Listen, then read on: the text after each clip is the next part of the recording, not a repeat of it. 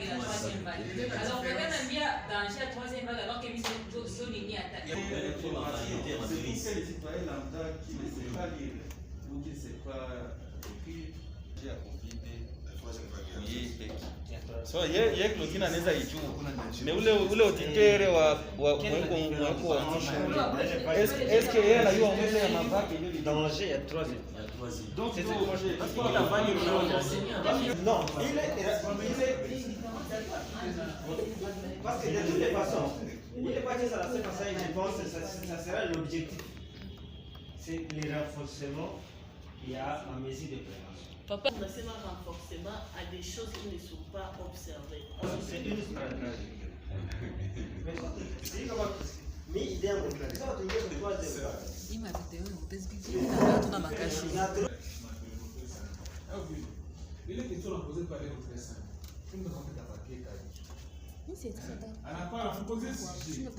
Il est sujet que nous avons fait pour développer. Donc, tu proposais ce sujet. Makaya Goma, tu beaucoup plus lié à la troisième vague. Watu wanakuwa na vague ya kwanza ilisha wakati gani, vague ya pili ilisha wakati gani. Donc, le contexte est très compliqué. Alors, on s'est dit, est-ce que toi, tu as une cas avec les journalistes pour qu'on essaie un peu de réfléchir sur deux choses. Si le message clé est connecté à la population, et vous savez les éléments stratégiques qu'on peut faire. Par contre, dans le contexte, il y a pas de collier arrivé à Goma. Parce qu'il paraît que cette fois-ci, même Rwanda va faire la frontière, après la vaccin, après la vacances, tout rentrer libre. C'est bon, on a pour résoudre le problème lié à la catastrophe et à volcan, mais aussi il y a des en deuxième lieu, il y a le vaccin. Les gens sont contre le système de vaccination. Alors, en troisième lieu, il y a ma carte d'identité. Si tu ne vois pas, mais kama tunaelezea kwa est-ce que c'est au Rwanda, est-ce que c'est au Bukavu, est-ce que c'est au Sake, est-ce que Bazilete, est-ce que Babuleta, donc quels sont et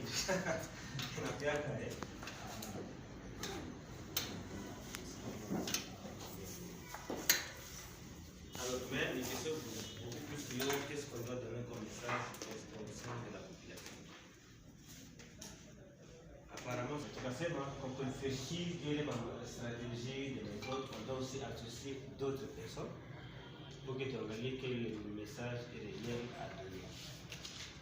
Donc, tu as présenté tout à ce qu'il y a dans l'école journaliste. Bien.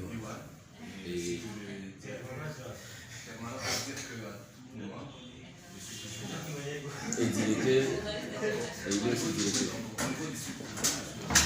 Il est aussi directeur, éditeur responsable de la première. Quoi? La quoi?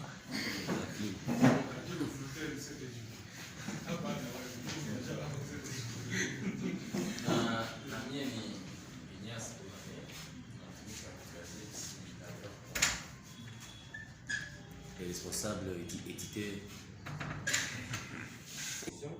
Comment tu as contrôlé les informations sur Covid?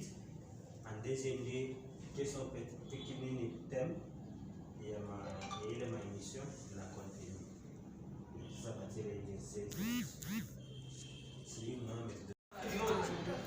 Aujourd'hui, nous avons essayé de organiser cette activité compte tenu du contexte que nous sommes en train de vivre. Vous allez comprendre qu'il y a déjà une troisième vague de Covid-19 qui arrive. En plus de ça, il y a eu des amis qui sont venus de Goma, des sinistrés de Goma. Alors, ils sont venus sans, on n'a pas tenu compte des mesures barrières. En plus de ça, nous sommes aussi dans le contexte, nous sommes présentement au moment où on est en train de sensibiliser les gens sur la vaccination. Alors, nous avons voulu échanger avec les journalistes pour essayer un peu de partager certaines informations sur Covid-19, non seulement échanger sur Covid-19, qu'est-ce que Covid-19, mais aussi essayer un peu de partager des informations sur comment contrôler les informations sur Covid-19.